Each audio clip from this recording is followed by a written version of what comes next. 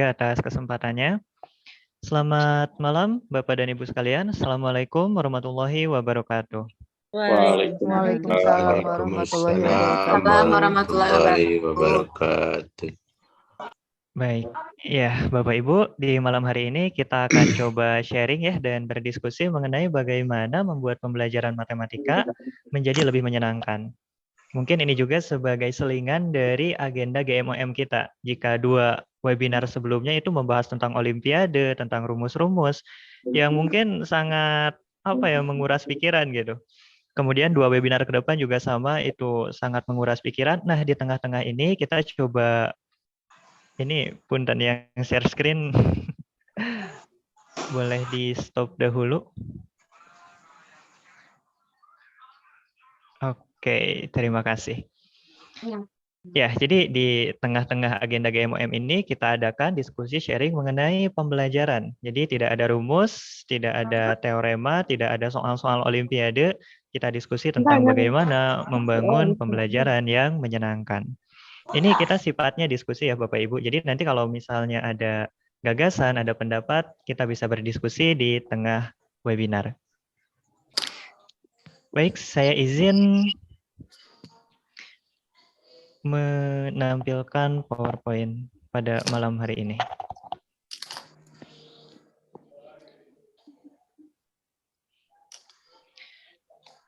Oke, saya lihat ini sudah banyak ya yang hadir pada webinar malam hari ini dari berbagai kota. Ya, ada Bu Sri dari Aceh, kemudian ada Bu Lis dari Garut. Oke, dari Jawa Barat ya, kita satu provinsi nih Bu. Kemudian ada Nur Hasanah dari Bekasi. Oke, Jawa Barat juga. Ada Bu Rita hadir ya, Bu Nurwati, Bu Toali. Oke, banyak sekali yang hadir ya Bapak Ibu sekalian. Ini ramai nih, sekalian belajar, sekalian silaturahmi. Oke, luar biasa ya ini Bapak Ibu sekalian. Memang webinar ini bersifat nasional, jadi ada dari berbagai daerah se-Indonesia. Salam kenal Bapak dan Ibu sekalian. Nah, apa yang akan kita bahas pada malam hari ini yaitu teori dalam permainan. Jadi kalau Bapak Ibu misalnya ingin mencari hal yang menyenangkan yang akan dimasukkan ke dalam pembelajaran, biasanya salah satunya adalah permainan. Nah, tapi yang dibahas di webinar malam ini tuh bukan permainannya. Jika kita mencari di Google, permainan yang bisa diterapkan dalam pembelajaran, ada banyak ya. Ada permainan menebak warna, ada permainan menebak angka, dan lain sebagainya. Namun pada webinar kali ini kita bukan membahas permainannya, kita membahas inti dari permainan itu sendiri. Mengapa permainan itu menyenangkan? Kita membahas intinya itu dan kita coba ambil dan coba terapkan nanti ke dalam pembelajaran. Jadi bukan permainannya, tapi suatu hal yang menyebabkan permainan itu menyenangkan. Jadi permainan juga ada sebabnya mengapa ia menyenangkan dan kita coba pelajari itu dan semoga kita bisa menerapkannya dalam pembelajaran. Bagaimana membuat pembelajaran matematika menjadi lebih menyenangkan menggunakan teori pada permainan. Sebelum kita memulai, di sini ada suatu quote terlebih dahulu dari Nelson Mandela. Beliau adalah seorang pejuang di Afrika yang sangat disegani oleh masyarakat Afrika. Beliau mengatakan, pendidikan adalah senjata yang paling kuat di dunia. Karena dengan pendidikan, Anda dapat mengubah dunia. Luar biasa ya. Jadi bidang yang kita tekuni saat ini yaitu bidang pendidikan ini sangat bermakna sekali, sangat luar biasa karena saking kuatnya pendidikan ini bisa mengubah dunia. Kita mulai kesenangan dalam belajar. Apa pertanyaan umum dari siswa ketika dia tidak ingin belajar matematika? Yaitu alasannya, apa manfaat belajar matematika? Terkadang seperti itu ya Bapak Ibu, kita mengajak siswa untuk belajar, siswa alasannya adalah seperti ini. Siswa malah bertanya, kenapa saya harus belajar matematika? Apa manfaat saya belajar matematika? Apa penggunaan matematika dalam sehari-hari? Bagaimana matematika diterapkan di masa depan? Ya, siswa bertanya terus hal-hal seperti ini agar ia punya alasan untuk tidak belajar. Halo Bang. Oke, halo juga. Ya, mohon maaf ya Ibu dan Bapak sekalian, bisa dikondisikan audionya biar kita bisa berdiskusi dengan lebih efektif. Baik, ini dia kembali ke pertanyaan umum dari siswa ketika ia tidak ingin belajar matematika, yaitu siswa itu mengeluh, siswa itu malah mengajukan pertanyaan, apa manfaat belajar matematika? Tapi sebetulnya ada sesuatu yang unik yang diungkapkan oleh seorang pakar perilaku, yang pakar perilaku ini sangat mumpuni di bidangnya. Jadi gagasan dan argumennya ini sangat berlaku sekali. Beliau menyampaikan bahwa membuat siswa melihat hal-hal sulit sebagai hal yang menyenangkan adalah strategi yang jauh lebih baik daripada melihatnya sebagai hal yang penting. Ini oleh Cathy Milkman, seorang pakar perilaku yang sangat ternama, yang sangat cerdas, yang terkenal di bidangnya. Beliau menyampaikan bahwa membuat siswa melihat hal-hal sulit sebagai hal yang menyenangkan adalah strategi yang jauh lebih baik daripada melihatnya sebagai hal yang penting. Apa artinya? Artinya, kita sebetulnya tidak harus menjawab pertanyaan-pertanyaan yang siswa ajukan. Apa manfaat belajar matematika? Apa pentingnya matematika? Apa penggunaan matematika dalam sehari-hari? Sebetulnya kita tidak harus menjawab pertanyaan siswa itu. Dengan kita membuat pembelajaran matematika menjadi menyenangkan, maka dengan sendirinya siswa akan terpicu keinginan untuk belajar matematika. Jadi kita tidak harus mencari ini apa ya manfaat matematika dalam sehari-hari. Bagaimana saya menjawab pertanyaan siswa terkait pentingnya matematika? Ya memang itu bisa saja dilakukan. Kita bisa saja menyampaikan kepada siswa tentang pentingnya matematika, tapi sebetulnya itu tidak harus dilakukan. Ada hal lain yang juga bisa kita lakukan, yaitu membuat pembelajaran matematikanya sendiri menjadi menyenangkan. Dan ketika itu terjadi, maka dengan sendirinya siswa akan terpicu keinginan untuk belajar matematika. Namun yang jadi pertanyaan di sini bagaimana memang membuat pembelajaran matematika menjadi menyenangkan? Pertanyaan inilah yang membawa kita kepada inti pembahasan dari webinar malam hari ini, yaitu bagaimana membuat pembelajaran matematika menjadi lebih menyenangkan. Kita tinjau permainan. Mengapa siswa membenci proses belajar yang sulit dan lama untuk melakukannya, tetapi senang bermain game yang mungkin sebetulnya lebih sulit dan lebih lama dalam memainkannya? Proses belajar memang sulit. Proses belajar memang lama untuk dilakukan. Tapi lihat permainan, permainan juga sebetulnya sesuatu hal yang sulit untuk kita lakukan. Permainan juga sebetulnya harus dilakukan dalam jangka waktu yang sangat lama gitu. Tapi kenapa siswa membenci proses pembelajaran yang sulit dan lama untuk melakukannya, tetapi senang bermain game yang mungkin lebih sulit dan lebih lama dalam memainkannya? Memangnya apa itu permainan? Dan apa bedanya dengan pembelajaran?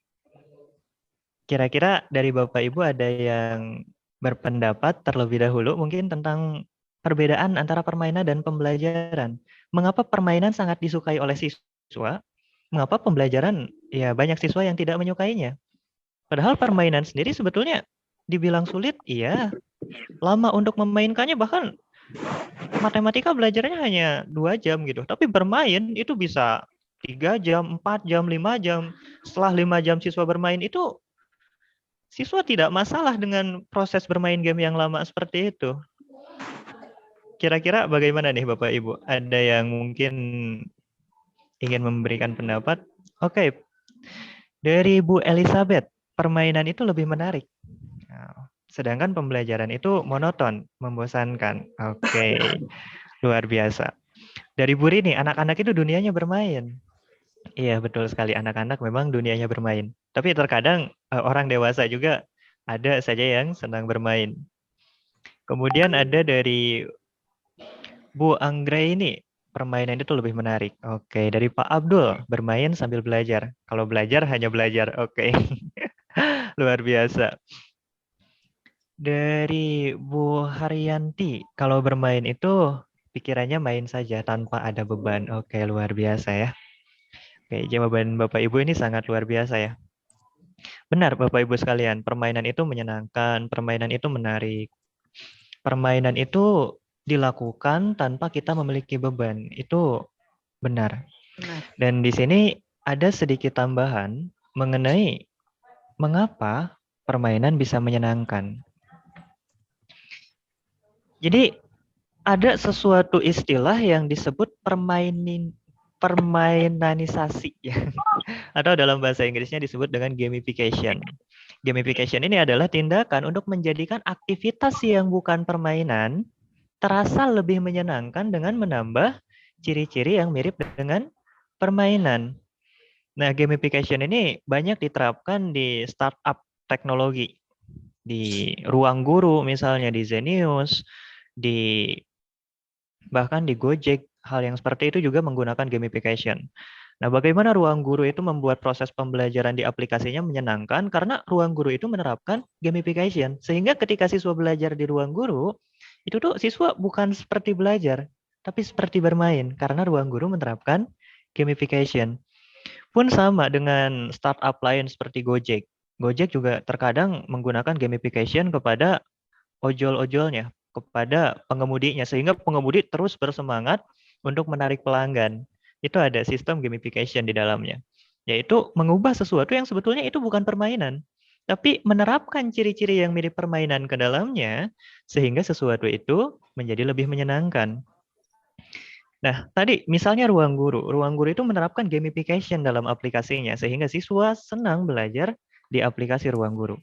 Tapi memang gamification itu seperti apa? Apa yang harus dilakukan? Kuncinya apa untuk bisa memperoleh gamification itu? Dan ternyata ada 3 bagian kunci utama dalam permainan. Ada 3 bagian kunci utama yang bisa menjadikan sesuatu itu menjadi menyenangkan. Inilah 3 bagian kunci dari gamification. Yang pertama adalah konsekuensi. Yang kedua adalah tantangan. Dan yang ketiga, ada variasi. Kita akan bahas 3 hal ini. 3 hal ini yang dapat membuat suatu pembelajaran menjadi lebih menyenangkan. 3 hal inilah yang menjadi kunci dari gamification. Namun, apa maksud dari ketiga hal ini? Apa maksudnya? Bagaimana menerapkannya dalam pembelajaran? Mari kita bahas satu persatu. Kita mulai dari bagian pertama, konsekuensi. Kita mulai dari suatu quote dari Napoleon, seorang jenderal ternama. Ia mengatakan, seorang prajurit akan berperang dengan keras dan lama untuk sepotong pita berwarna. Terkadang apa alasan prajurit itu berperang? Ya, kalau alasan berperang mungkin ingin mengabdi kepada negaranya. Tapi setelah ikut berperang, setelah menjadi tentara, apa yang membuat prajurit itu ingin terus berjuang, ingin memperoleh prestasi, ingin meningkatkan kemampuannya, ingin berupaya lebih dari orang lain. Terkadang hal yang diinginkan oleh prajurit itu adalah sepotong pita berwarna. Ia ingin memperoleh penghargaan, kenaikan status dari usaha kerasnya itu. Jadi disinilah kunci dari konsekuensi, yaitu tentang hadiah dan hukuman. Hadiah dan hukuman yang diperoleh pada permainan itu memegang peranan penting untuk membuat pemain terus termotivasi dalam bermain. Jadi inilah satu alasan pertama mengapa permainan itu menyenangkan. Karena dalam permainan ada konsekuensi. Dalam permainan ada hadiah dan hukuman. Itu yang menjadikan suatu permainan menjadi lebih menyenangkan. Seperti yang disampaikan oleh Napoleon sebelumnya.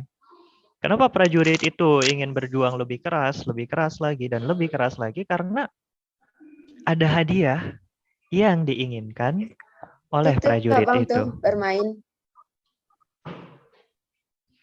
Contoh hadiah dalam pembelajaran. Jadi, bagaimana kita memberikan hadiah kepada siswa? Ada beberapa cara. Seperti yang pertama adalah menyampaikan apresiasi. Kedua, memberikan tambahan nilai. Ketiga, menggunakan bantuan aplikasi seperti Quizzes atau Kahoot. Ketika kita menggunakan Quizzes atau Kahoot, siswa bermain di dalamnya, maka ada hadiah seperti ditampilkan bahwa siswa itu ranking ke-1, atau misalnya ada hadiah seperti musik dan lain sebagainya. Kita bisa menggunakan bantuan aplikasi untuk memberikan hadiah kepada siswa. Jadi hadiah itu sebetulnya tidak harus berupa barang. Yang penting sesuatu yang bisa membuat siswa senang, itu juga merupakan hadiah. Apresiasi yang kita berikan, atau kita memberikan tambahan nilai kepada siswa. Kamu memperoleh nilai asalnya 70 jadi 71 gitu. Atau dari 70 jadi 80. Nah, itu juga ada tambahan nilai di sana yang bisa membuat siswa lebih bersemangat dalam belajar. Juga bisa saja hal yang sederhana seperti memberikan senyuman. Memberikan senyuman yang menunjukkan rasa bangga. Itu pun berupa hadiah yang luar biasa bagi diri siswa. Jadi kita tidak harus mengeluarkan uang atau melakukan hal yang rumit untuk memberikan hadiah kepada siswa. Ternyata hal-hal sederhana itu juga bisa kita gunakan sebagai hadiah kepada siswa. Hadiah dari proses pembelajaran yang siswa lakukan. Ketika dalam pembelajaran itu ada konsekuensi, ada hadiah atau hukuman, maka pembelajaran itu akan lebih diinginkan oleh siswa. Jika setelah siswa belajar, di akhir siswa berkemungkinan memperoleh hadiah seperti memperoleh tambahan nilai, memperoleh apresiasi, atau memperoleh senyuman bahkan dari guru, itu membuat pembelajaran menjadi sangat diinginkan oleh siswa. Kira-kira apakah ada contoh lainnya Bapak Ibu terkait dengan hadiah ini? Bisa on mic atau di kolom chat juga bisa ya Bapak Ibu sekalian.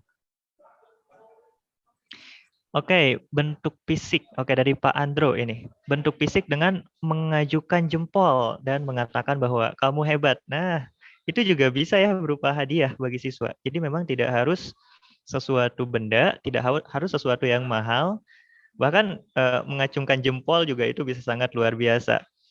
Oke, ini dari Bu Dorotun. Bu Durotun, oke, ditraktir di kantin, oke, benar ya. Ini mungkin memang perlu mengeluarkan biaya, tapi ditraktir di kantin oleh guru itu hadiah yang sangat luar biasa bagi siswa. Bahkan mungkin akan siswa terus ingat seumur hidupnya. Jadi saya dulu juga pernah ketika di sekolah ditraktir oleh seorang guru, dan saya masih ingat sampai sekarang. Jadi memang ditraktir oleh guru itu juga adalah hadiah yang sangat luar biasa yang bahkan bisa diingat oleh siswa dalam jangka waktu yang lama. Oke, Bu Rita ini luar biasa. Meminta teman sekelas bertepuk tangan untuk temannya. Ya benar ya, tepukan tangan itu juga merupakan hadiah yang menyenangkan bagi siswa. Kemudian ada memberikan hadiah pulpen. Oke, kita bisa membeli pulpen sepak yang mungkin harganya 15.000. Kemudian setiap pulpen itu kita jadikan hadiah bagi siswa. Ya, dari Murdiati ya luar biasa memberikan hadiah pulpen. Jadi ternyata Bapak Ibu sekalian memberikan hadiah kepada siswa itu ada banyak caranya. Bisa memberikan hadiah pulpen, bisa memberikan tepuk tangan, bisa memberikan bintang. Dari Bu Ervira ini. Kemudian dari Pak Gen-Gen, nah ini bisa dikasih permen. Wah, ini bisa juga ya Bapak Ibu. Permen ya paling 500-an gitu. Itu bisa juga dijadikan sebagai hadiah. Ada dari Pak Asep Saifullah, diberikan hadiah pulang duluan. Wah, ini juga sangat diinginkan ya oleh siswa, hadiah pulang duluan. Yang bisa mengerjakan soal ini boleh pulang duluan. Oke, ini juga hadiah bagi siswa. Kemudian ada dari Bu Nur Asia, diposting di akun sosmed. Oke, luar biasa. Memang siswa sekarang itu sangat ini ya, sangat sosial media sekali gitu. Jadi ketika kita memberikan hadiah bahwa siswa itu akan diposting di sosmed, itu sesuatu yang sangat berharga bagi dirinya. Oke, luar biasa ya Bapak Ibu. Ternyata dalam memberikan hadiah bagi siswa itu ada banyak sekali caranya. Ini luar biasa nih Bapak Ibu. Idenya hebat-hebat. Ini bisa kita gunakan di pembelajaran. Ketika ada hadiah dalam pembelajaran, maka pembelajaran itu bisa menjadi lebih menyenangkan. Nah, kemudian selanjutnya, tadi kita berbicara tentang konsekuensi, tentang hadiah dan hukuman. Jika hadiah ini ada berbagai cara dan hukuman pun demikian. Namun catatan tentang hukuman ini ada beberapa hal yang penting untuk diperhatikan. Ketika dalam pembelajaran itu ada hukuman, maka tentu akan membuat siswa ingin mengikuti pembelajaran. Ya, hukuman juga sama, dapat memotivasi siswa untuk bersemangat dalam belajar. Namun ada beberapa catatan. Yang pertama, yang penting adalah bahwa tidak menyerang hal yang vital bagi siswa, seperti harga diri dan masa depan siswa. Terkadang siswa itu bersemangat belajar karena ia takut dikritik.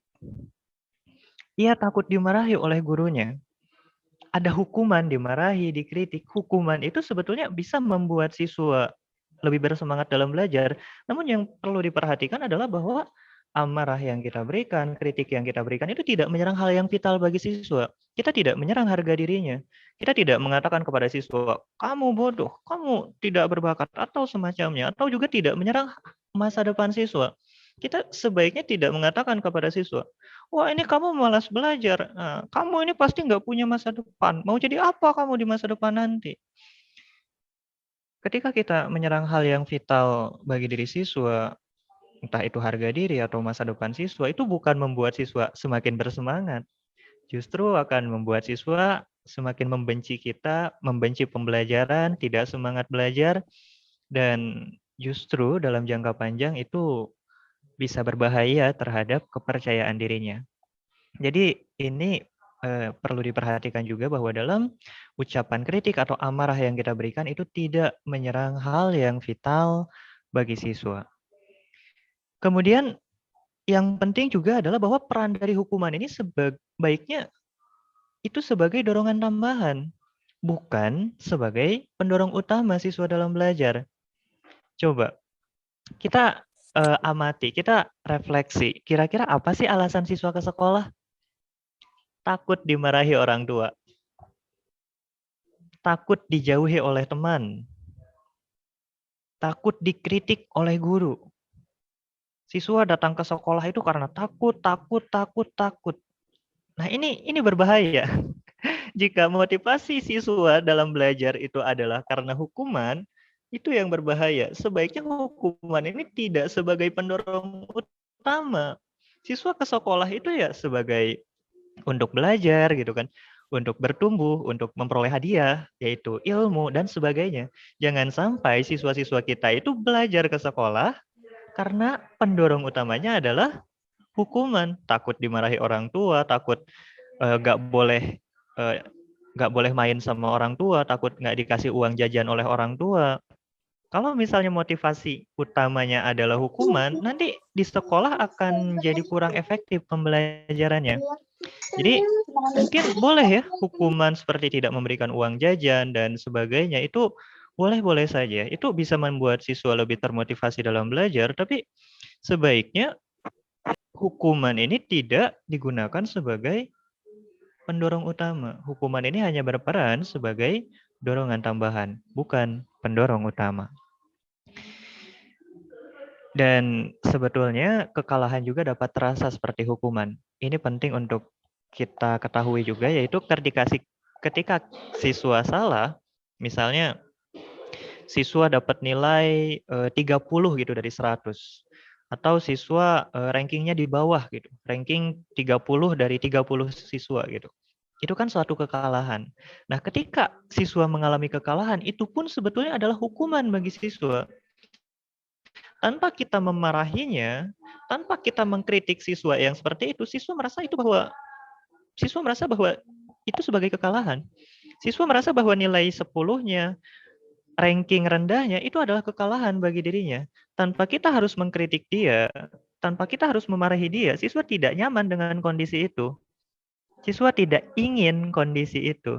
Jadi tanpa harus kita marahi dia, sebetulnya siswa itu menyadari bahwa ya saya juga tidak ingin ranking bawah. Saya juga tidak ingin nilainya 20 atau 30 gitu. Itu adalah kekalahan, itu adalah hukuman bagi saya. Siswa tidak ingin itu sebetulnya. Jadi kekalahan pun sebetulnya itu adalah hukuman bagi siswa. Kembali tentang konsekuensi. sebetulnya memang konsekuensi ini berkaitan dengan hadiah dan hukuman. Namun, tidak selalu demikian. Kita telah membahas tadi bahwa konsekuensi ini adalah aturan pertama yang perlu ada dalam permainan, namun hal ini tidak terbatas pada hadiah dan hukuman. Inti dari konsekuensi itu sebetulnya adalah perasaan. Rasa senang atau rasa sedih yang ditimbulkan dari suatu perilaku itu adalah konsekuensi. Jadi konsekuensi itu bukan bendanya, bukan perilakunya, tapi perasaan siswanya. Ketika siswa senang, itulah konsekuensi positif. Ketika siswa sedih, takut, cemas, itu konsekuensi negatif. Konsekuensi positif diinginkan oleh siswa. Ketika di akhir pembelajaran ada konsekuensi positif yang bisa siswa dapatkan, siswa senang dengan pembelajaran. Ketika di akhir ada konsekuensi negatif yang bisa siswa peroleh jika siswa tidak serius belajar, maka nanti di pembelajaran siswa bisa lebih serius.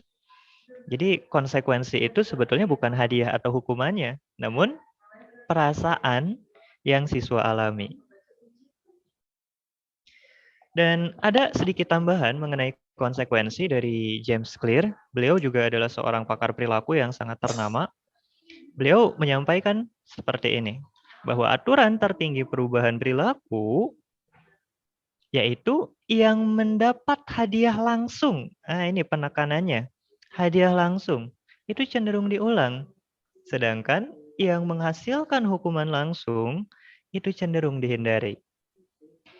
Tadi kita sedikit membahas bahwa nilai sebetulnya juga bisa digunakan sebagai konsekuensi.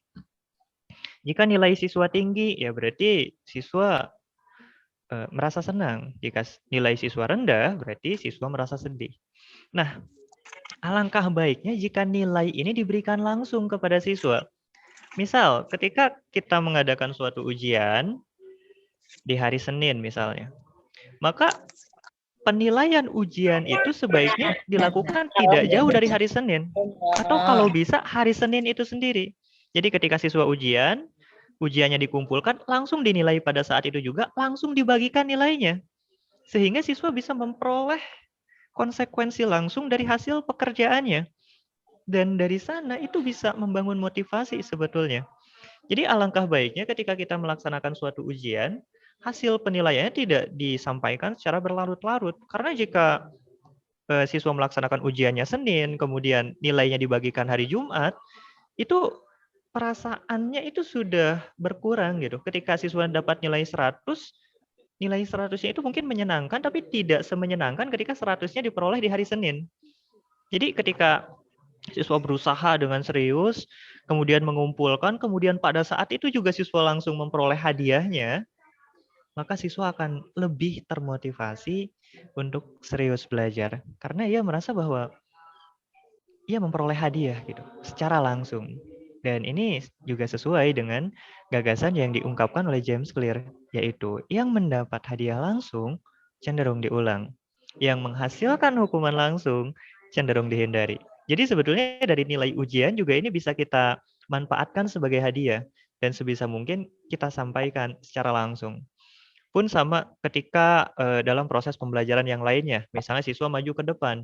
Siswa maju ke depan mengerjakan soal, maka hadiahnya seperti apresiasi atau tepuk tangan ya disampaikan pada saat itu juga. Jangan sejam kemudian atau 1 hari kemudian, kan itu rasanya berbeda ya. Jadi memang baiknya hadiah dan hukuman disampaikan langsung kepada siswa, maka dari sana siswa akan selalu mengulang proses perilaku itu. Kita masuk ke bagian yang kedua. Jika bagian pertama tadi tentang konsekuensi, bagian kedua ini mengenai tantangan. Setiap orang ingin menang dalam bermain, tentu. Nah, tapi yang jarang disadari adalah hal ini. Tanpa adanya kekalahan, permainan itu jadi tidak menyenangkan.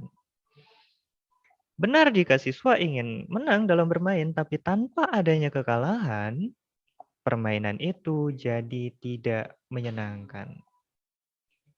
Permainan apa yang menyenangkan jika selalu menang dalam bermain?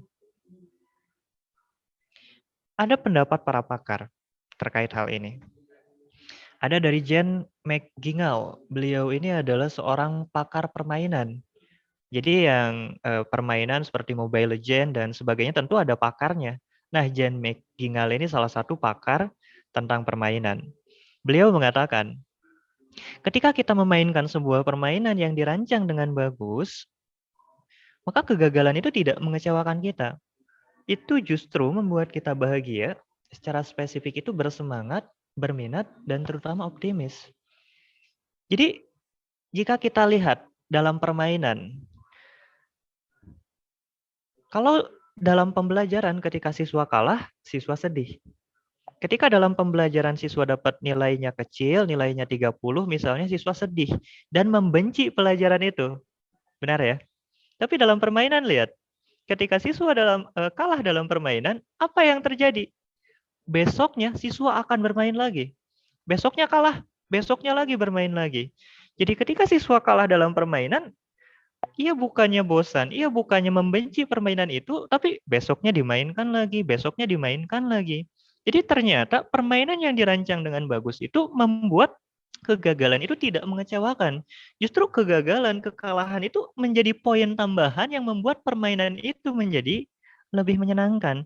Itu membuat kita bahagia.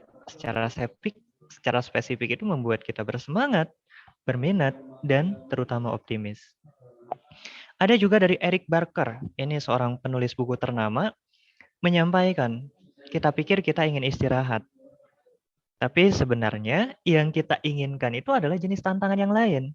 Kita mendambakan kemudahan, tapi stimulasilah yang sebetulnya membuat kita senang.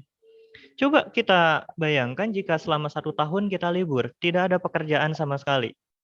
Apakah kita menginginkan kondisi yang seperti itu? Tidak ada aktivitas yang bisa kita lakukan, tidak ada tantangan yang bisa kita hadapi. Kita bisa istirahat selama 1 tahun itu, tapi sebetulnya bukan itu yang kita inginkan. Kita tidak ingin itu. Kita tidak ingin istirahat selama 1 tahun tidak melakukan apapun. Itu rasanya membosankan dan kita ingin tantangan. Kita mungkin mendambakan kemudahan, tapi stimulasilah yang sebenarnya membuat kita senang. Pun ada pendapat dari Mihaly Csikszentmihalyi. Beliau ini adalah seorang psikolog ternama. Jika tidak salah, pernah memenangkan Nobel, itu jika tidak salah ya. Jadi memang psikolog ini psikolog papan atas, terbaik dari yang terbaik. Mihaly Csikszentmihalyi. Beliau menyampaikan, momen terbaik. Nah, ini ada penegasan. Terbaik. Ini disampaikan oleh seorang pakar, bukan seorang yang biasa-biasa, tapi terbaik dari yang terbaik, Mihaly Csikszentmihalyi tuh. Beliau menyampaikan, momen terbaik dalam hidup itu bukanlah saat-saat pasif, reseptif, dan santai. Momen terbaik itu biasanya terjadi jika tubuh dan pikiran seseorang ditarik mencapai batasnya dalam upaya sukarela untuk mencapai sesuatu yang sulit dan berharga. Jadi, kapan momen terbaik dari seseorang? Yaitu ketika tubuh dan pikiran seseorang itu ditarik hingga batasnya dalam upaya sukarela untuk mencapai sesuatu yang sulit dan berharga. Mungkin salah satunya ketika kita mengerjakan soal-soal olimpiade semisal. Jika kita mengerjakan soal-soal olimpiade, terkadang waktu itu tidak terasa berlalu. Terkadang, loh kok ini tiba-tiba sudah 1 jam lagi saya mengerjakan soal-soal ini. Loh kok ini sudah 2 jam lagi. Waktu tuh seperti tidak terasa berlalu begitu saja. Nah, artinya pikiran dan tubuh kita itu ditarik untuk mengerjakan soal olimpiade itu. Kita teramat fokus untuk mengerjakan soal olimpiade itu. Itulah momen terbaik dalam hidup yang disampaikan oleh Mihaly Csikszentmihalyi, yaitu ketika tubuh dan pikiran kita ditarik hingga fokus untuk mengerjakan suatu yang penting dan bermakna. Mihaly ini mengembangkan teorinya. Jadi orang-orang tertarik dengan gagasan beliau. Memangnya ketika tubuh dan pikiran itu ditarik mencapai batasnya untuk fokus mengerjakan suatu hal, itu kondisinya disebutnya apa? Kemudian Mihaly di sini mengungkapkanlah suatu teori, mengungkapkanlah suatu istilah yang disebut dengan flow. Apa itu flow? Nah, kita lihat di sini, ada grafik di sini. Ada sumbu horizontal, ini berbicara tentang kemampuan. Ada sumbu vertikal, ini berbicara tentang tantangan. Kalau kemampuan itu ke kanan semakin tinggi, ke kiri semakin rendah. Kalau tantangan ke atas tinggi, ke bawah semakin rendah. Di sini kita bisa lihat kecemasan di kiri atas. Kapan siswa cemas? Yaitu ketika kemampuannya rendah, tapi tantangan yang siswa hadapi itu tinggi. Maka di sanalah siswa mengalami kecemasan. Siswa stres, khawatir, dan waspada. Jadi yang mengalami kecemasan, kemampuannya sangat rendah, tapi tantangan yang siswa hadapi terlalu tinggi, siswa akan cemas. Nah, jika kemampuan siswa sedang, tapi tantangannya tinggi, itu akan memberikan siswa gairah. Ia senang, tapi masih ada kekhawatiran dalam dirinya. Seperti misalnya siswa yang sering ranking 1. Siswa yang sering ranking 1, yang kemampuannya sudah bagus. Tiba-tiba ia diberikan soal olimpiade. Ya, siswa yang ranking 1 itu kita anggaplah kemampuannya sedang. Tapi ketika kita berbicara soal olimpiade itu kan tingkat kesulitannya tinggi sekali, tantangan tinggi sekali. Apa yang terjadi pada siswa itu? Ya, mungkin akan tertantang, tapi juga ada kekhawatiran dalam dirinya. Saya bisa tidak ya mengerjakan soal olimpiade? Jadi ketika kemampuan siswa sedang dan tantangannya tinggi, itu akan memberikan gairah. Nah, di sini kita berbicara flow. Kapan seseorang mengalami flow? Yaitu ketika kemampuan yang dimilikinya tinggi dan tantangan yang dihadapinya pun juga tinggi. Ketika itu terjadi, maka ia mengalami kondisi flow. Ia fokus dan bahagia. Makanya banyak kita dengar ya, kenapa seseorang suka matematika? Atau kita bertanya kepada siswa olimpiade, kenapa kamu suka matematika? Salah satu jawaban yang sering diungkapkan oleh siswa olimpiade adalah, saya senang dengan tantangan. Saya nyaman dengan tantangan. Ya sebetulnya dengan kata lain, siswa itu senang dengan kondisi ketika mengerjakan tantangan itu. Karena siswa itu berada dalam kondisi flow. Ia bahagia dalam kondisi itu.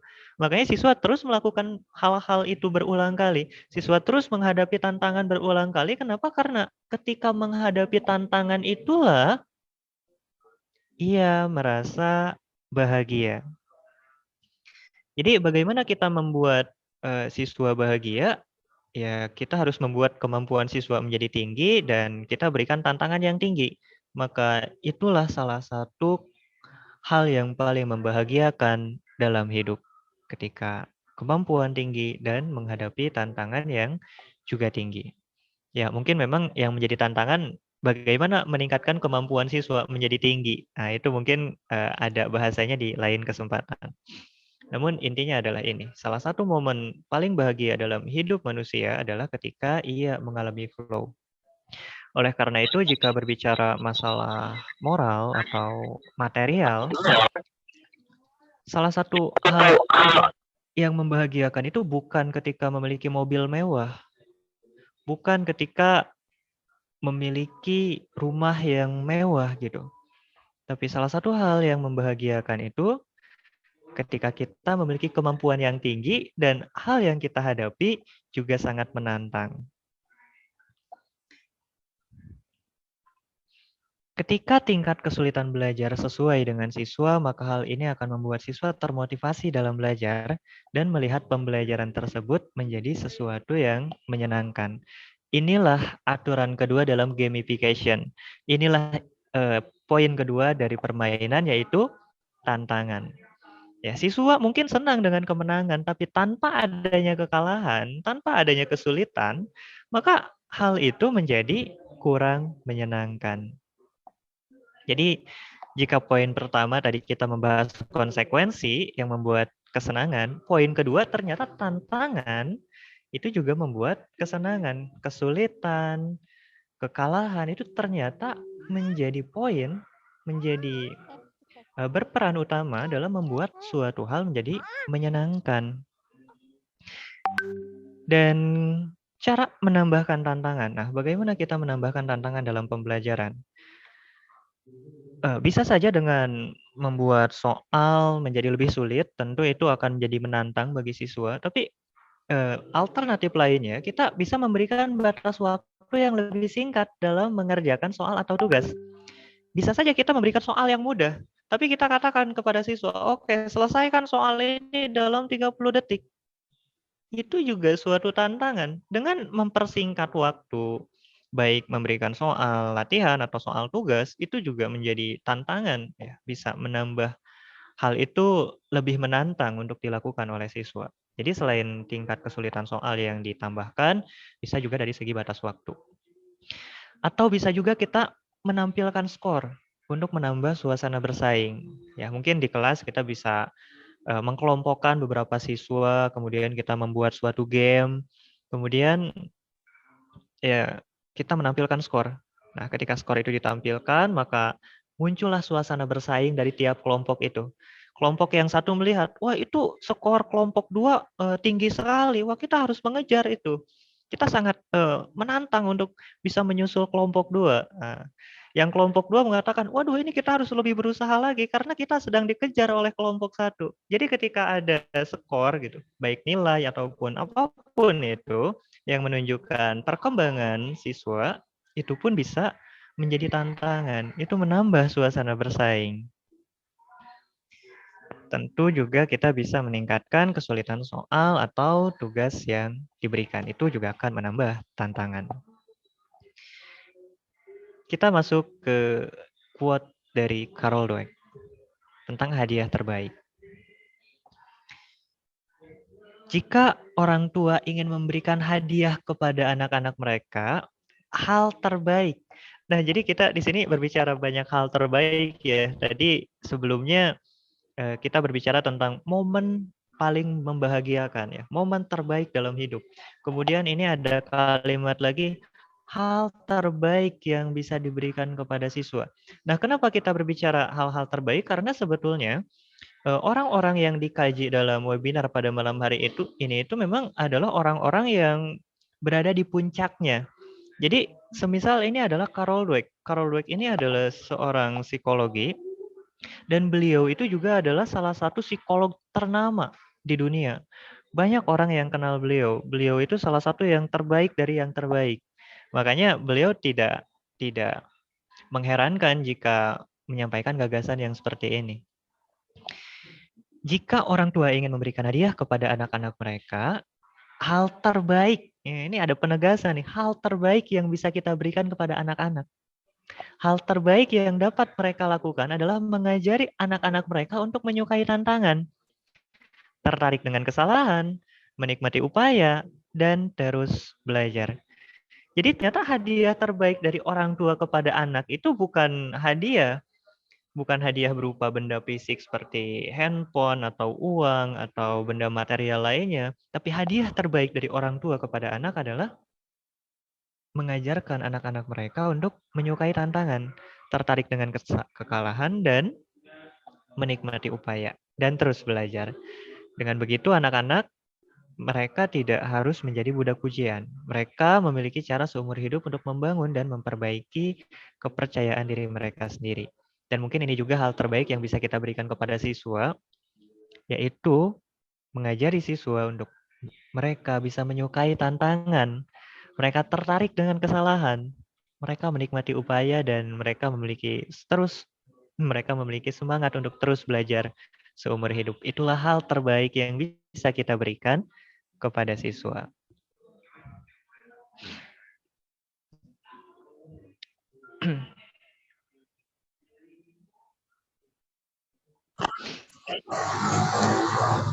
Kita masuk ke bagian yang ketiga. Tadi ada 3 poin ya yang membuat suatu permainan jadi lebih menyenangkan. Yang pertama adalah konsekuensi, yang kedua adalah tantangan, dan yang ketiga adalah variasi. Ya, kita akan membahas variasi. Kita coba bernostalgia, mengingat permainan yang kita lakukan dahulu di masa kecil. Apakah kita bermain petak umpet setiap hari? Tentu tidak. Atau semisal pada permainan layang-layang, apakah permainan itu dimainkan sepanjang tahun? Tentu tidak. Jadi bahkan untuk hal yang semenyenangkan permainan, jika itu dilakukan berulang kali, maka hal itu pun akan bosan untuk dilakukan. Petak umpet, apakah menyenangkan? Iya, tapi bagaimana jika itu dilakukan setiap hari selama 1 tahun? Ia akan membosankan jadinya. Bahkan untuk hal yang semenyenangkan permainan petak umpet, itu bisa membosankan jika terus dilakukan sepanjang tahun. Kesenangan itu berlawanan dengan kebosanan. Dan kebosanan berasal dari melakukan hal yang berulang. Ya, jika siswa senang, ya berarti siswa sedang tidak bosan. Jika siswa sedang bosan, ya berarti siswa sedang tidak senang. Ya, premis keduanya adalah kebosanan ini berasal dari melakukan hal yang berulang. Maka kesimpulannya yang bisa kita ambil, jika kita ingin membuat suasana kelas menjadi lebih menyenangkan, maka kita bisa mencoba membawa suatu kegiatan pembelajaran yang baru atau yang jarang siswa lakukan. Ya, masuk akal ya Bapak Ibu. Premis 1, kesenangan berlawanan dengan kebosanan. Premis keduanya, kebosanan berasal dari melakukan hal yang berulang. Kesimpulannya berarti, jika kita ingin membuat suasana kelas menjadi lebih menyenangkan, maka kita bisa mencoba membawa suatu kegiatan pembelajaran yang baru atau yang jarang siswa lakukan. Karena bahkan tadi, untuk hal yang menyenangkan seperti permainan, jika siswa terus melakukan hal itu berulang kali setiap harinya, itu akan membosankan untuk dilakukan. Siswa akan menghindari hal itu. Apalagi pembelajaran. Jika pembelajaran seperti itu saja setiap harinya, ya tidak heran jika siswa bosan dan tidak menyukai pembelajaran. Jadi jangan salahkan siswa, kenapa kamu bosan dalam belajar? Kita sebaiknya mungkin merefleksi diri, melihat selama 1 tahun terakhir apa yang siswa itu lakukan. Jika yang siswa itu lakukan terus melakukan hal yang sama, yaitu masuk kelas, dia mendengarkan, pulang, besoknya masuk kelas, dia mendengarkan, pulang, terus saja itu dilakukan setiap hari, bagaimana siswa tidak bosan?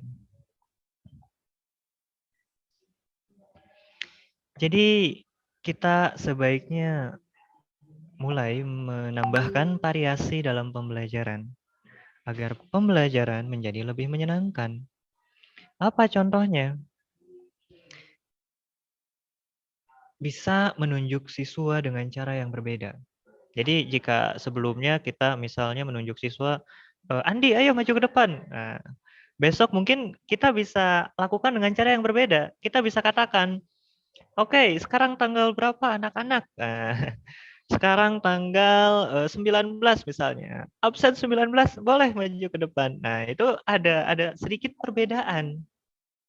Dan perbedaan yang sederhana itu bisa terasa baru bagi siswa dan itu bisa terasa menyenangkan. Jadi perbedaan itu tidak harus satu pembelajaran itu semuanya berbeda.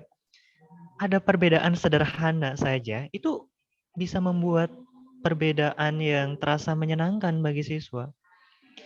Jadi kita bisa mungkin mengubah cara menunjuk kita kepada siswa. Bisa dengan absen atau bisa dengan nyanyian atau bisa dengan lainnya. Kita lakukan perbedaan dalam hal itu. Atau bisa juga menggunakan model belajar yang berbeda. Sebelumnya menggunakan ceramah, besok konstruktivisme, besok lagi model jigsaw, besoknya lagi ceramah lagi. Jadi jika ada variasi model pembelajaran, jika ada perbedaan dalam setiap aktivitas yang siswa lakukan setiap harinya, maka itu akan cukup menyenangkan untuk dilakukan. Bisa juga meminta siswa untuk terlibat dalam suatu peran dalam pembelajaran. Ya mungkin seperti jika biasanya guru yang mengajar siswa, nah mungkin bisa ditukar. Siswa yang presentasi yang mengajar di depan kelas. Jadi jika sebelumnya mendengarkan, berubah siswa yang menyampaikan. Nah, itu kan ada perbedaan peran di sana. Itu pun juga bisa menjadi sesuatu yang baru bagi siswa, experience yang baru yang bisa terasa menyenangkan. Penting juga untuk diketahui jika tidak semua hal baru akan terasa menyenangkan bagi siswa. Jadi memang tetap perlu diperhatikan apakah hal baru itu akan menyenangkan atau tidak, karena tidak semua hal baru akan terasa menyenangkan bagi siswa.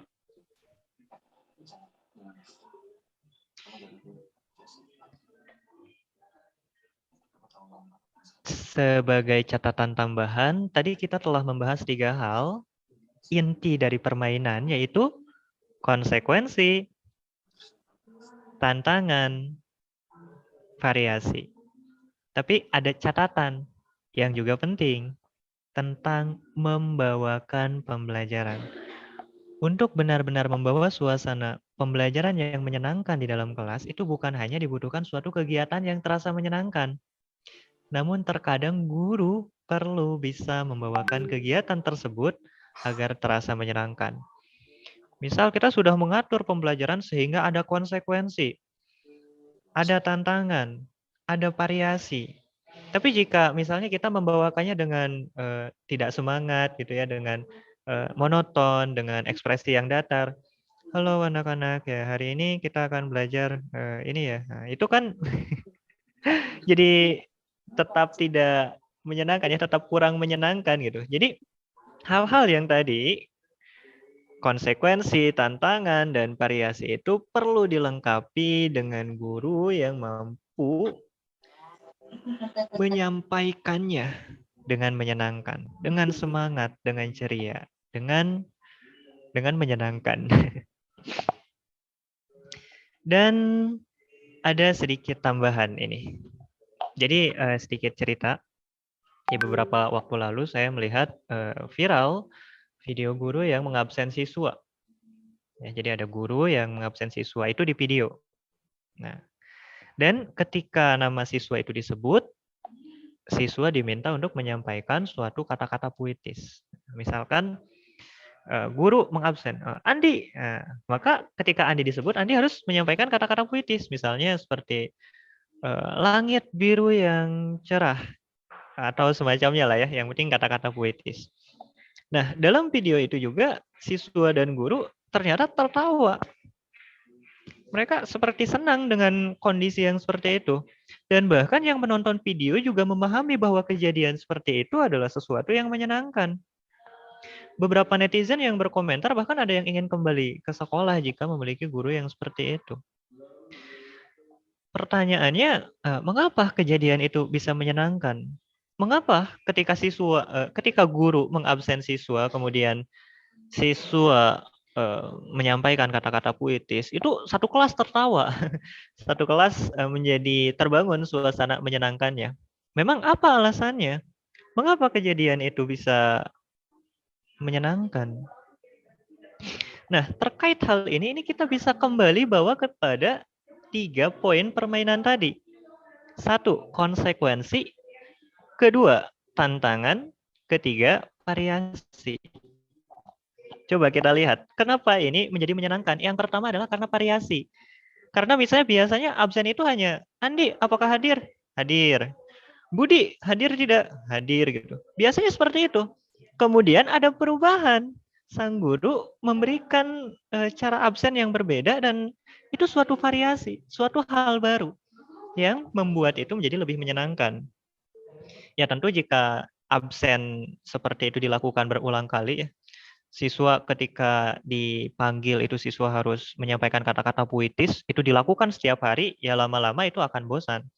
Kenapa ini bisa membuat suasana kelas menjadi menyenangkan? Salah satunya adalah karena ini jarang dilakukan. Mungkin ini pertama kali dilakukan. Guru mengabsen siswa, siswa menyampaikan puisi. Ini pertama kali dilakukan dan itu suatu variasi, itu suatu hal baru bagi siswa. Itu suatu experience baru bagi siswa dan siswa senang dengan hal itu. Variasi. Yang kedua, tantangan. Siswa menyampaikan puitis kepada teman-temannya itu tentu adalah tantangan. ada rasa malu, ada rasa takut untuk berbicara di depan umum, takut untuk menyampaikan hal-hal puitis yang memalukan mungkin. Tapi siswa didorong untuk mampu melakukan itu, untuk bisa menghadapi tantangan itu. Ada tantangan di sana. Dan ketika siswa berhasil, itu memberikan rasa kepuasan. Dan yang ketiga adalah konsekuensi.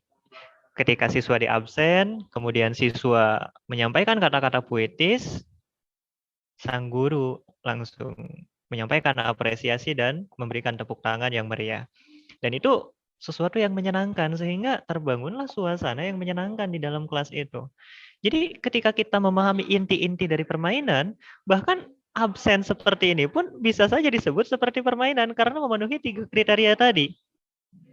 Ada konsekuensi, ada tantangan, dan ada variasi. Ya, jika hal seperti ini saja bisa dikaitkan dengan 3 hal tadi, berarti pembelajaran juga sebetulnya bisa dikaitkan dengan konsekuensi, tantangan, dan variasi.